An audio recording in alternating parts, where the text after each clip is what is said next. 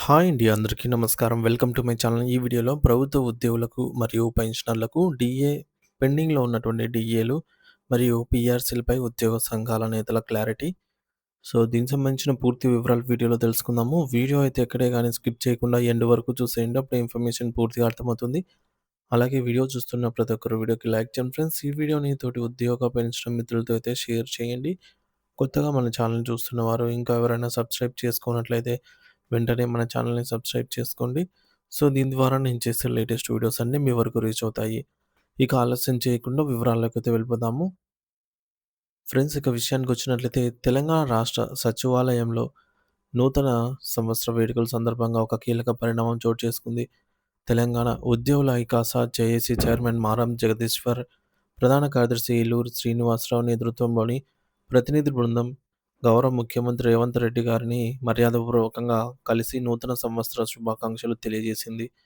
మరి ఈ సందర్భంగా ఉద్యోగుల చిరకాల కోరికలు, పెండింగ్‌లో ఉన్న సమస్యలను ముఖ్యమంత్రి గారి దృష్టికి తీసుకెళ్లగా, అసెంబ్లీ సమావేశాలు ముగిసిన వెంటనే ఉద్యోగుల సమస్యల పరిష్కారంపై ప్రత్యేక దృష్టి సారిస్తామని ఆయన హామీ ఇచ్చారు. ముఖ్యంగా ఉద్యోగులందరూ ఎంతో కాలంగా ఎదురు చూస్తూ ఉన్నటువంటి ఆరోగ్య పథకం ఈహెచ్ఎస్ అమలు చేసే విషయంలో ముఖ్యమంత్రి సానుకూలంగా స్పందించడం గమనార్హం. ఈ కార్యాలయంలో టీజీఓ నూతన ప్రధాన కార్యదర్శిగా బాధ్యతలు చేపట్టిన శ్యామ్‌ను సీఎం అభినందించగా, పదవీ విరమణ చేసిన మాజీ ప్రధాన కార్యదర్శి సత్యనారాయణను ఘనంగా సత్కరించారు. ఈ సచివాలయ భేటీలో ఐకాసా నాయకులు ముజీబ్, మధుసూదన్ రెడ్డి, అనిల్ కుమార్ తదితరులు పాల్గొని ఉద్యోగుల గొంతుకను వినిపించారు. అయితే ఈ సానుకూల ప్రకటనల వెనుక ఉన్నటువంటి లోతైన వాస్తవాలను ఉద్యోగులందరూ ఒకసారి నిశితంగా పరిశీలించాల్సిన అవసరం ఉంది.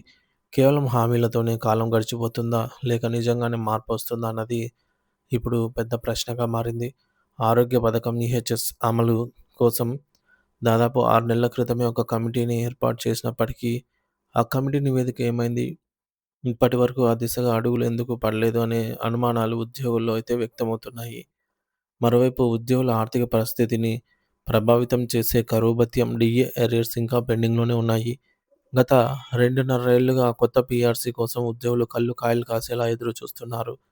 అసలు పీఆర్సీ అమలుపై స్పష్టమైన కార్యాచరణ లేకపోవడం ఉద్యోగ వర్గాలను ఆందోళనకు గురిచేస్తోంది. ఇకపోతే సీపీఎస్ రద్దు చేసి పాత పెన్షన్ విధానాన్ని ఓపీఎస్ పునరుద్ధరిస్తామన్న హామీపై కూడా ఇప్పటివరకు ఎలాంటి కమిటీలు వేయలేదు, చర్చలు జరపలేదు. ఉద్యోగ సంఘాల నాయకులు కేవలం పండుగలకు శుభాకాంక్షలు మాత్రమే పరిమితం కాకుండా ప్రభుత్వంపై ఒత్తిడి తీసుకురావాల్సిన సమయం ఆసన్నమైంది. ఇప్పటికే అనేకసార్లు కార్యాచరణ ప్రకటిస్తామని చెప్పి వాయిదా వేయటం వల్ల సాధారణ ఉద్యోగుల్లో నమ్మకం తగ్గుతోంది. అందుకే ప్రతి ఉద్యోగి తమ సంఘాల నాయకులను, టీజీఓ మరియు టీఎన్‌జీఓ నేతలను నిలదీయాలి. మనకు రావాల్సిన డీఏలు ఎందుకు ఆగిపోయాయి? పీఆర్సీ విషయంలో జాప్యం ఎందుకు జరుగుతోందని గట్టిగా ప్రశ్నించాలి. హక్కుల సాధన కోసం ఐక్యంగా పోరాడకపోతే హామీలు కేవలం కాగితాలకే పరిమితమయ్యే ప్రమాదం కూడా ఉన్నట్లే తెలుస్తోంది.